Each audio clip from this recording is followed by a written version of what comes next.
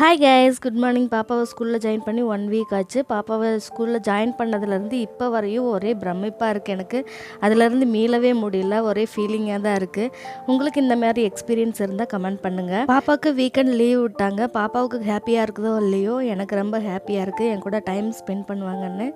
என் மாமியார் ஊருக்கு போயிட்டாங்க. அங்கே திருவிழான்னு சொல்லிட்டு போயிட்டாங்க. எங்களால் தான் போக முடியல. பாப்பாவை ஸ்கூல் ஜாயின் பண்ணனால சரி உடனே லீவ் கேட்காட்டி என்ன, நெக்ஸ்ட் இயர் போய்க்கலாம் அப்படின்னு சொல்லிட்டு நாங்களும் போக முடியல.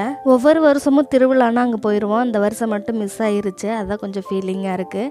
நெக்ஸ்ட் இயர் பாப்பாவையும் கூட்டிகிட்டு எல்லாருமே போகலான்னு சொல்லிட்டு பிளான் பண்ணியிருக்கோம். என் மாமியார் 1 மந்த் கழிச்சு தான் ஊருக்கே வருவாங்க. அது வரையும் பாப்பா வீக்கெண்ட் லீவில் என் கூட தான் இருப்பாங்க கடையிலேயே. பாப்பா அதுக்குள்ளே ஸ்கூல் போயிட்டாங்களா அப்படின்றதே இன்னும் என்னால் நம்ப முடியல. குழந்தைங்க டக்குன்னு வளர்ந்துடுறாங்க இல்லைங்களா? அதனால குழந்தைங்களோட நல்லா டைம் ஸ்பெண்ட் பண்ணுங்கள். நம்ம நினச்சாலுமே அடுத்தடுத்து நம்ம நல்லா டைம் ஸ்பெண்ட் பண்ண முடியாது.